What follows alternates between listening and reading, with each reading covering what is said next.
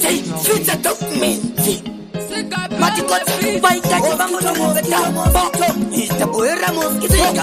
Bagota, Diota, Ikodo, Kirbato, the Gadi, Bakudano, coming in the Jaita Ponda, Kunokunda, Timunyu, Wadurunda, the what is it, no good to Zirunda, Unamironga, the Kubanga, Tuda, Tandona, Takuyenda Kuma Pisarema, Takuyenda Kuma Pisarema, on Repasimba Shurubi, Saka Iwonde, Minatino Pasa Zurubi, Tandona, Takuyenda Kuma Pisarema.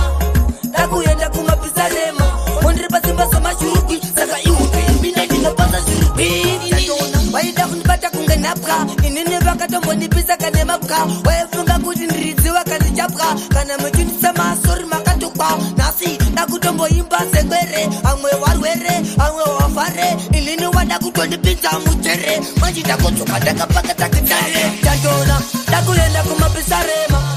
Nakuyenda kuma pisarema Ondre pasimba sama shurubi Saka iwondwe Minati no pasa shurubi Tandona Nakuyenda kuma pisarema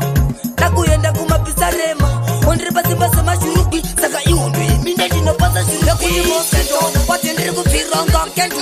Rukupira kunga peturu Tanzi we powera Wajazera uchita ureveke Vachari tampururu Inindo ramba Kuwa munu ekwa msarurwa Inininda ramba upenye we kushorwa Waze kuna kunganingo mazino rowa Usirize bawa kana kutize wawa Tandona Nakuyenda kuma pisarema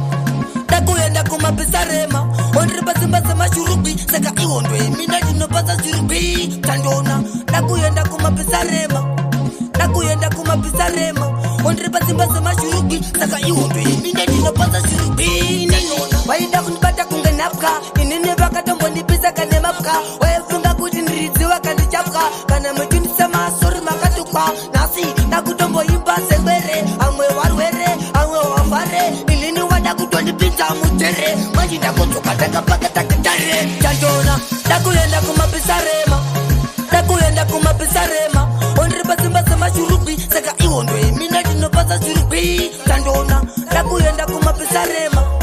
Nakuyenda kuma pisarema Ondre pasimba sama shurubi Saka iwondwe Minati no pasa shurubi Tandona kuti mosquito Watendere kupiranga kenduru Rukupira kunga peturu Tanzi we powera Wajazera uchita ureveke Vachari tampururu Inindo ramba Kuwa munu ekwa msarurwa Inininda ramba upenye we kushorwa Waze kuna kunganingo mazino rowa Usirize bawa kana kutize wawa